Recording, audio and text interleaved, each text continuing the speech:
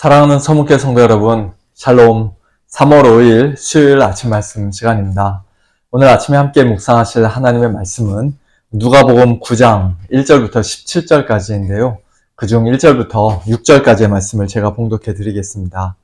예수께서 12제자를 불러 모으사 모든 귀신을 제어하며 병을 고치는 능력과 권위를 주시고 하나님의 나라를 전파하며 앓는 자를 고치게 하려고 내보내시며 이르시되 여행을 위하여 아무것도 가지지 말라.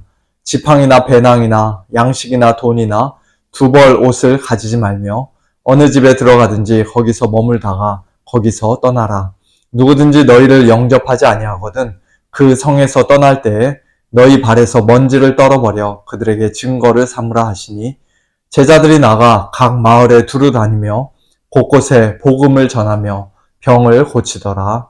아멘. 이 세상에는 지식적으로 아무리 많이 알고 있어도 직접 해보지 않고는 절대로 배울 수 없는 것들이 있습니다. 수영하는 법에 관한 유튜브 영상들을 집에서 수십 개, 수백 개 봤다고 해서 그 사람이 수영을 자동적으로 잘하게 되는 것은 아니죠. 수영복을 입고 물에 들어가서 물 마셔가며 몸으로 직접 해봐야 배울 수가 있습니다. 그리고 그것은 수영이나 테니스나 탁구 같은 스포츠뿐만 아니라 요리나 컴퓨터 같은 것들도 마찬가지고요. 한 걸음 더 나아가 우리의 신앙생활도 마찬가지입니다. 실제로 해보지 않고는, 실천해보지 않고는 절대로 배울 수 없고 익힐 수 없는 것들이 많이 있습니다. 오늘 본문에서 예수님이 제자들을 일종의 단기 선교 여행 보내신 것도 그런 의미라고 할 수 있을 것입니다. 제자들이 그동안 예수님을 따라다니며 예수님 말씀을 귀 기울여 잘 듣고 예수님께서 행하시는 일들을 두 눈으로 똑똑히 보는 것을 통해서도 분명히 많은 것들을 배웠겠습니다만 자기들이 직접 귀신을 쫓아내고 병자들을 고치고 하나님의 나라를 전파하는 것은 또 다른 종류의 배움이라고 할 수 있습니다. 그와 같은 엄청난 일들을 행할 만한 능력과 권위를 제자들이 가지고 있어서가 아니라 원래부터 그들에게 있어서가 아니라 예수님께서 예수님 자신의 능력과 권위를 제자들에게 주셨기 때문에 그들은 그런 놀라운 일들을 감당할 수가 있었습니다. 우리가 복음서를 통해서 이미 잘 알고 있듯이 제자들이 얼마나 참 부족하고 연약하고 한심한 사람들이었습니까? 예수님 돌아가시기 전날까지도 누가 더 큰가 서로 다투고 예수님 잡히실 때는 다 도망가고 예수님 모른다고 3번이나 부인하고 예수님 돌아가신 후에는 무서워서 집에 꽁꽁 숨어있던 그런 사람들을 예수님께서 지금 전도 여행 보내신 것입니다. 물론 제자들의 본격적인 사역은 나중에 예수님의 십자가와 부활 이후부터 오순절 성령 강림 이후부터 시작되었습니다만 지금 그들이 아직 여러모로 부족하고 연약하고 미성숙할 때 예수님께서 그들을 선교지로 보내신 것입니다. 집이나 교실에서는 절대로 배울 수 없는 것들을 가르쳐 주시기 위해서였죠. 그리고 그들은 실제로 많은 것들을 배웠을 것입니다. 전도 여행 나가기 전에도 제자들은 무슨 일을 하든지 자기들의 능력과 소유를 의지하지 말고 오직 하나님만 의지해야 한다는 사실을 지식적으로는 분명히 잘 알고 있었을 것입니다만 여행을 위하여 아무것도 가지지 말라. 지팡이나 배낭이나 양식이나 돈이나 두 벌 옷을 가지지 말라는 예수님의 말씀에 실제로 순종함으로써 그렇게 해도 굶어 죽지 않는다는 것을 직접 경험함으로써 자기들의 그 지식을 비로소 체험적인 지식으로 살아있는 지식으로 몸에 새길 수 있었을 것입니다. 예수님을 따르는 길이 좁고 험난한 길이라는 사실을 그들이 예전에도 귀에 못이 박히게 많이 들었을 것입니다만 전도 여행을 하는 중에 실제로 자기들을 영접하지 않고 쌀쌀맞게 대하며 문전박대하는 사람들을 만난 경험은 장차 그들에게 닥칠 그보다 훨씬 더 큰 박해를 마음에 미리 준비하고 또 각오하도록 만들어 주었을 것입니다. 뿐만 아니라 제자들이 나가 각 마을에 두루 다니며 곳곳에 복음을 전하며 병을 고치는 또 귀신도 쫓아내는 그런 사역들을 성공적으로 잘 감당함으로써 그들 안에서 역사하신 예수님의 능력과 권위가 얼마나 크고 위대한 것인지, 얼마나 믿고 신뢰할 만한 것인지 생생하게 체험할 수 있었을 것입니다. 전도 여행에서뿐만 아니라 오늘 본문 10절 이하에 기록되어 있는 오병이어의 기적에서도 마찬가지입니다. 무리를 보내어 두루 마을과 촌으로 가서 유하며 먹을 것을 얻게 하소서. 우리가 있는 여기는 빈들이니이다 라고 예수님께 매우 현실적인 제안을 드렸던 12사도에게 예수님은 너희가 먹을 것을 주라고 명령하셨습니다. 그 많은 사람들을 먹일 만한 능력이 제자들에게 없다는 사실을 예수님이 모르셨습니까? 당연히 알고 계셨죠. 그들에게는 겨우 떡 5개와 물고기 2마리밖에 없었고 남자만 한 5,000명 되는 어마어마한 사람들을 먹이기 위한 음식값도 없었습니다. 제자들로서는 도저히 할 수 없는 일을 하라고 명령하신 것입니다. 그러나 예수님이 제자들에게 그렇게 명령하신 것은 그들 자신의 인간적인 힘과 능력과 자원으로 하라는 뜻이 아니었습니다.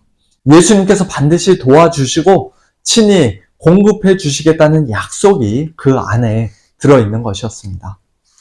너희가 먹을 것을 주라는 명령을 받은 제자들은 그 마을의 모든 식당들을 돌아다녀야 했던 것이 아니라 때를 지어 한 50명씩 앉히라는 예수님의 그 다음 명령에 순종하기만 하면 되었습니다. 그 많은 사람들이 먹을 음식은 이제 예수님께서 친히 공급해 주실 것입니다. 예수께서 떡 5개와 물고기 2마리를 가지사 하늘을 우러러 축사하시고 떼어 제자들에게 주어 무리에게 나누어 주게 하시니 먹고 다 배불렀더라. 그 남은 조각을 12바구니에 거두니라고 오늘 본문 16절과 17절에서는 말씀합니다. 제자들이 한 일은 예수님께서 주시는 떡과 물고기를 받아 무리에게 나누어 주는 것이었습니다.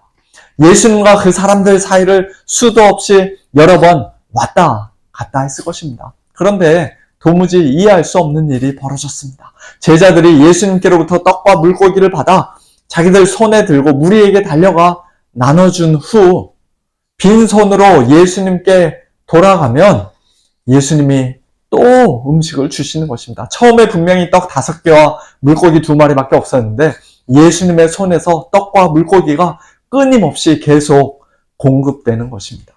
그 많은 사람을 다 배불리 먹이고도 제자들 한 사람당 한 바구니씩 총 12바구니의 남은 음식을 가득 거둘 정도로 풍성한 잔치가 벌어진 것입니다. 제자들은 계속 왔다 갔다 하느라 비록 몸이 피곤하고 고단했겠지만 다리도 아프고 숨도 찼겠지만 그러나 분명 신났을 것입니다. 지금 도대체 무슨 일이 벌어지고 있는가 크게 놀라며 어리둥절하기도 했겠지만 그 기적의 현장 한가운데서 예수님께 쓰임받고 있다는 사실에 굉장히 기쁘고 행복했을 것입니다. 너희가 먹을 것을 주라는 예수님의 명령은 이처럼 제자들이 상상조차 할 수 없었던 방식으로 이루어졌습니다. 제자들이 사람들에게 먹을 것을 주기는 줬는데 자기들이 직접 요리하거나 돈 주고 산 음식을 준 것이 아니라 예수님께서 친히 공급해 주신 음식으로 주었습니다. 그래도 우리가 떡 5개와 물고기 2마리를 예수님께 드리지 않았더라면 예수님도 이런 기적을 행하지 못하셨을 것이다. 제자들이 그렇게 말했겠습니까? 당연히 그렇지 않았을 것입니다. 그것 없었어도 예수님은 얼마든지 아무것도 없는 무에서 유를 창조해 내실 수 있었을 것입니다.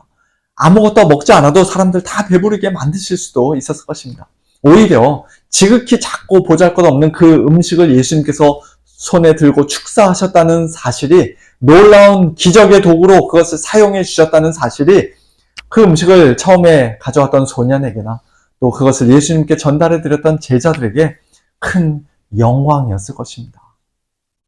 오늘 저와 여러분에게도 예수님께서 어떤 사명을 맡겨주시고 크고 작은 사역의 현장으로 우리를 보내시는 것은 우리에게 큰 축복입니다.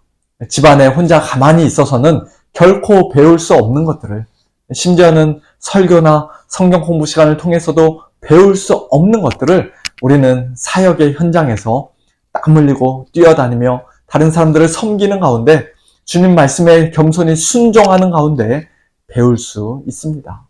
우리 자신에게는 겨우 떡 5개와 물고기 2마리밖에 없다는 사실도 뼈저리게 느낄 수 있고요. 그 별 볼 일 없는 것을 통해 예수님께서 얼마나 놀라운 일을 행하시는지도 생생하게 경험할 수 있습니다. 예수님께서 우리에게 어떤 사명을 맡겨주실 때에는 반드시 그 사명 감당할 만한 능력과 권위를, 예수님의 능력과 권위를 함께 주십니다. 무슨 일을 하라고 명령하실 때에는 그 말씀에 순종할 수 있도록 성령의 능력과 은사로 우리를 덧입혀 주십니다. 먼저 하나님의 나라와 그의 의를 구하며 살아갈 수 있도록 영육간에 필요한 모든 것들을 항상 신실하게, 풍성하게 공급해 주십니다. 그래서 이 모든 일 결국 주님께서 다 하셨습니다. 라고 우리로 하여금 진심으로 고백하도록 모든 영광 오직 하나님께만 올려드리도록 그렇게 역사하십니다. 우리 교회의 모든 사역의 현장마다 그와 같은 놀라운 복이 가득 넘치기를 원하는데요. 특별히 이번 헝가리 단기 선교가 그런 복된 사역이 되기를 소원합니다.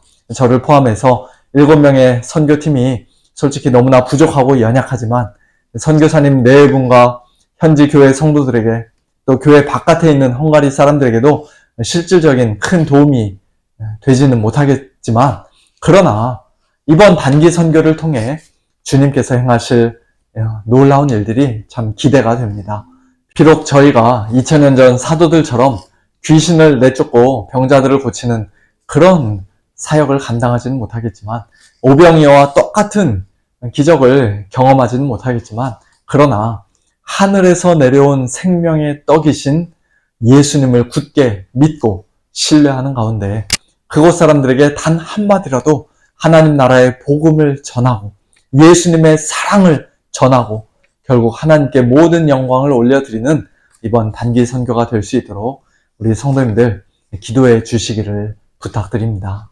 선교팀만의 선교가 아닌 우리 서문교회 전체의 사역으로서 우리 모두가 다 같이 복을 받고 주님 손에 귀하게 쓰임받고 또 믿음이 크게 성장하고 하나님을 영화롭게 하는 그런 복된 단기 선교가 될 수 있기를 예수님의 이름으로 축원합니다. 함께 기도하겠습니다. 하나님 아버지 감사합니다.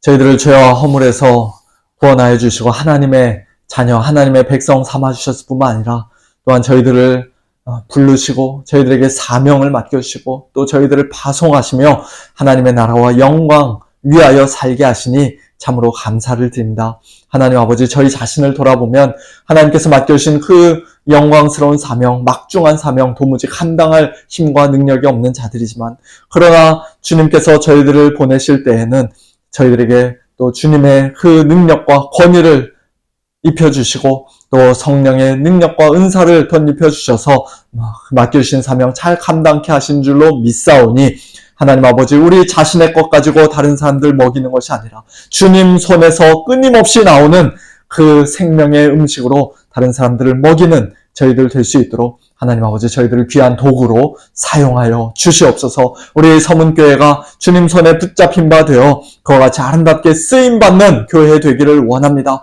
우리 교회의 모든 사역마다 하나님의 놀라운 영광과 예수 그리스도의 능력이 풍성히 나타나는 사역들 되게 하여 주시고 특별히 이번에 하나님께서 허락하신 헝가리 단기 선교 가운데 하나님 함께 하여 주셔서 우리 자신의 것을 가지고 나누는 것이 아니라 오직 주님께서 주신 것들 가지고 주위 사람들에게 헝가리 사람들에게 나누고 또 선교사님과 현지 성도들에게 큰 위로가 되는 저희들이 될 수 있도록 주님 축복하여 주시옵소서. 사랑하는 우리 서문의 성도님들 오늘도 하나님께서 함께 하시고 동행하여 주시되 연약한 우리 성도님들 강건하게 하여 주시고 또 슬픔 가운데 있는 우리 성도님들 위로하여 주시옵소서. 모든 것 주님께 맡겨드리며 살아계신 예수님의 이름으로 기도하옵나이다. 아멘. 성도님들 오늘도 주님 손에 붙잡혀서 귀하게 쓰임받는 복된 하루 보내시길 바라고요. 저녁에 찬양과 기도의 밤 때 뵙도록 하겠습니다. 샬롬.